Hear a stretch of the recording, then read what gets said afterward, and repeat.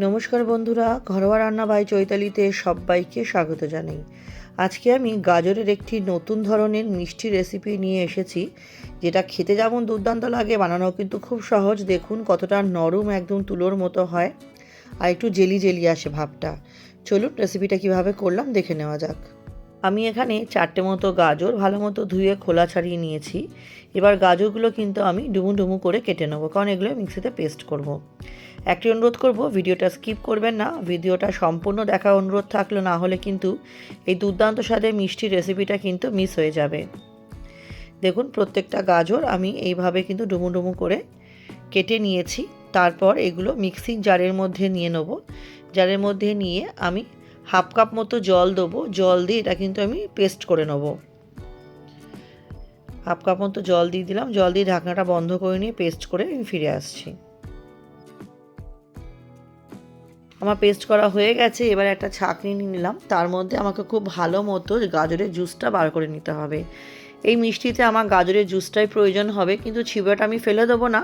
ছিবড়াটা গাজরের ছিবড়ে আমি যে কোনো কিছুতে ব্যবহার করতে পারবো, যেমন এর সাথে একটু চিনি মিশিয়ে আমি হালুয়া টাইপেরও করতে পারি। তারপরে ধরুন আপনারা, আমি যেমন এটা স্যান্ডউইচ বানিয়েছিলাম তার পুরে এটা ব্যবহার করে নিয়েছি, তো এটা ফেলে দেওয়ার নয়, এটাও ব্যবহার হয়ে যাবে। তো আমি এটাকে রসটা ভালো মতো বার করে নিচ্ছি।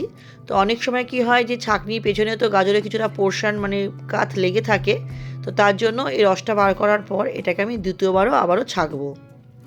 তো প্রথমবার করে নেওয়ার পর আমি এটার মধ্যে একটু জল দেবো। জল দিয়ে দিয়ে কিন্তু আমাকে ছাঁকতে হবে। আমি দুবার মতো চায়ের কাপের হাফ কাপ করে, মানে 1 কাপ মতো জল অল্প অল্প করে দিয়ে দিয়ে এটাকে ছেঁকেছি, যাতে কাতটা সম্পূর্ণ বেরিয়ে আসে আর জুসটা যাতে পাতলা হয়। দেখুন এইভাবে আমি করেছি।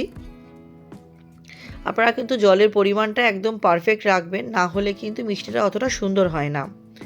জুসটা আমার বার হয়ে গেছে। এবার আমি আরেকবার এটাকে দ্বিতীয়বার ছেঁকে নিলাম। দ্বিতীয়বার ছাঁকার সময়ও দেখবেন এর মধ্যে কিন্তু গাজরের কাত, যেটা বললাম, অনেকটাই বেরিয়ে গেছিলো, তাই জন্য এটাকে আমি দ্বিতীয়বার করে ছেঁকে নিচ্ছি।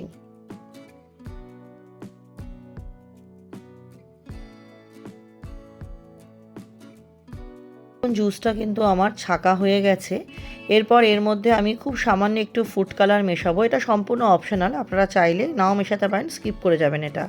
ফুড কালার মিশিয়ে ভালো মতো এটাকে আমি মিশিয়ে নিলাম জুসের সাথে। এরপর দেবো কর্নফ্লোর। কর্নফ্লোর দেবো 3 চামচ মতো। এর মধ্যে ওই একটু জেলি জেলি ভাবটা আনার জন্য, আর খুব ভালো লাগে খেতে। 3 চামচ মতো কর্নফ্লোর দিয়ে একটা হ্যান্ড হুইস্কের মাধ্যমে খুব ভালো মতো কিন্তু কর্নফ্লোরটা আমি মিশিয়ে নিচ্ছি। দেখুন খুব ভালো মতো কর্নফ্লোরটা আমি এর মধ্যে মিশিয়ে নেব।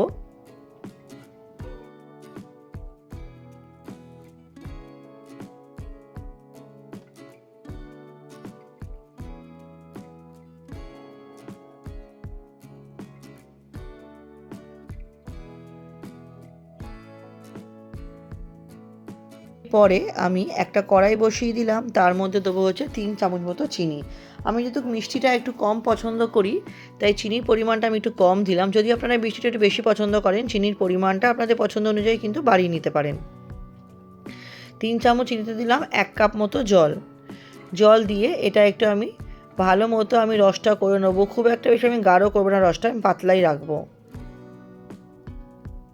এরকম করে আমি করে নিলাম। তারপরে আমি গাজরের যে জুসটা করে রেখেছিলাম আমি কর্নফ্লোর মিশিয়ে, সেটাকে দিয়ে দেবো।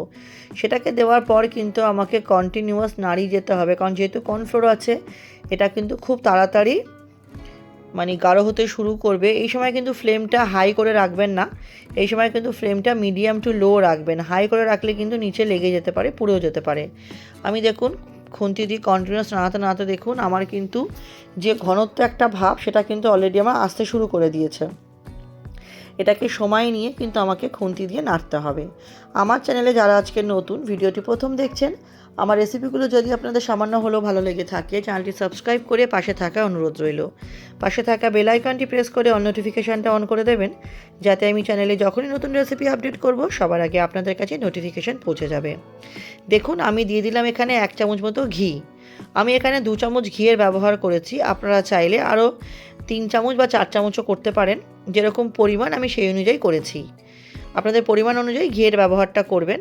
আমি ঘি দিয়ে ভালো মতো একটু মিশিয়ে নিচ্ছি।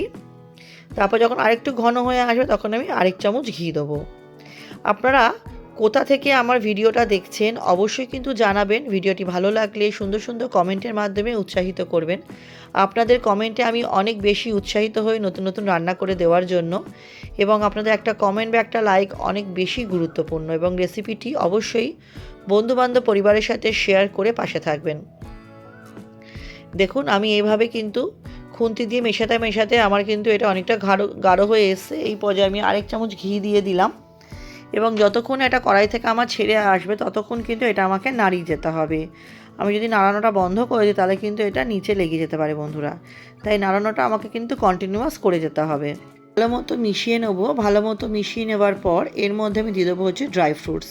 আমি এখানে কাজু আর অ্যালমন্ডসের ব্যবহার করেছি, আপনারা চাইলে আপনাদের পছন্দ মতো ড্রাই ফ্রুটস ব্যবহার করতে পারেন। আর আমি দিয়েছি কিছুটা তিল দেওয়ার সময় ক্যামেরাটা অফ হয়ে গেছিলো, তার জন্য ক্ষমা চেয়ে নেবো। সমস্ত ড্রাই ফ্রুটসগুলো দিয়ে আমি কিন্তু খুব ভালো মতো এটাকে নাড়তে থাকতে হবে, যতক্ষণ না কড়াই থেকে এটা ছেড়ে আসবে ততক্ষণ কিন্তু এটা আমাকে নেড়ে যেতে হবে। দেখুন এটা কিন্তু আমি সাইডে যেটুকু লেগে আছে সেগুলোও আমি ছাড়িয়ে নিচ্ছি। সেগুলো ছাড়িয়ে নিয়েও কিন্তু আমি ভালোভাবে এটা কিন্তু আমি মিশিয়ে নিচ্ছি বন্ধুরা।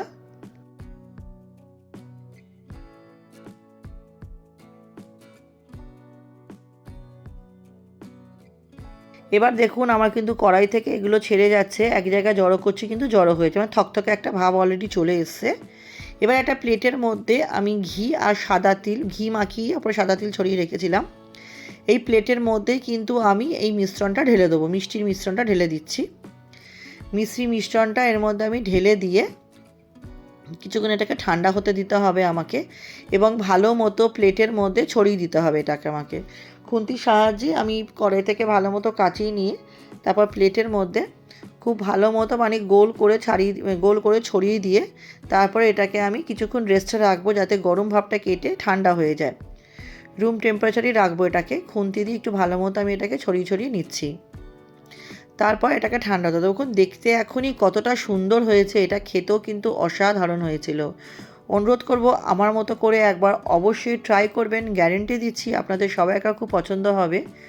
আর কেউ এটা বুঝতেই পারবে না যে এই মিষ্টিটা আপনি বাড়িতে তৈরি করেছেন, সবাই ভাববে যে দোকান থেকে আনা মিষ্টি। দেখুন আমি ভালো মতো ছড়িয়ে দিয়ে এটাকে ঠান্ডা করে ফিরে আসছি। দেখুন ওপর দিয়ে একটু সাদা তিলও দিয়ে দিলাম, দেখতে যতটা ভালো লাগছে। কিছুক্ষণ পর দেখুন এটাকে আমি ঠান্ডা করে ফিরে এসেছি। এবার একটু খুন্তি দিয়ে ধারগুলো একটু ছাড়িয়ে ছাড়িয়ে নিচ্ছি, তারপর এটাকে দেখবেন খুব সুন্দরভাবে বেরিয়ে আসবে। একটু উল্টো করলেই দেখুন আমার এটা সুন্দরভাবে বেরিয়ে এলো, যেহেতু প্লেটটার মধ্যে ঘি লাগানো ছিল তাই জন্য। এবার এটাকে আপনারা আপনাদের পছন্দসই শেপে কাটবেন। আমি একটু চৌকো চৌকো করে শেপ দিয়ে এটাকে কিন্তু কেটে নিচ্ছি। তারপর একটা প্লেটের মধ্যে পরিবেশন করে দেবো। এটাকে আপনারা ফ্রিজে রেখে ঠান্ডা করেও খেতে পারেন, আর না হলে নর্মাল রুম টেম্পারেচারেও খেতে পারেন। দুটো ক্ষেত্রে কিন্তু খেতে দুর্দান্ত হয়েছিল। তাহলে বন্ধুরা রেসিপিটা আমার কেমন লাগলো অবশ্যই জানাবেন। আর এটা কতটা নরম তুলতুলে আর স্টিকি মানে জেলি জেলি হয়েছে সেটাও অবশ্যই আমি আপনাদের হাতে নিয়ে দেখাবো। তার আগে আমি একটু শেপগুলো করে আপনাদের দেখিয়ে দিচ্ছি। আপনারা চাইলে তিনকোনা বরফি শেপও করতে পারেন, আমি চৌকো চৌকো শেপই করেছি। দেখুন কতটা সফট হয়েছে, আর দেখুন একদম জেলি জেলি দেখতে হয়েছে। এটা খেতেও কিন্তু জাস্ট অসাধারণ হয়েছিল বন্ধুরা। তাহলে রেসিপিটা তো আমার কমপ্লিট হয়ে গেছে, আর ভিডিওটাও আজকের মতো এখানেই শেষ করছি। নেক্সট দিন আবার হাজির হব নতুন রান্নার সাথে। আমার সাথে ভিডিওটি শেষ অবধি ধৈর্য ধরে দেখার জন্য সকলকে অসংখ্য ধন্যবাদ। সবাই খুব ভালো থাকবেন, সুস্থ থাকবেন।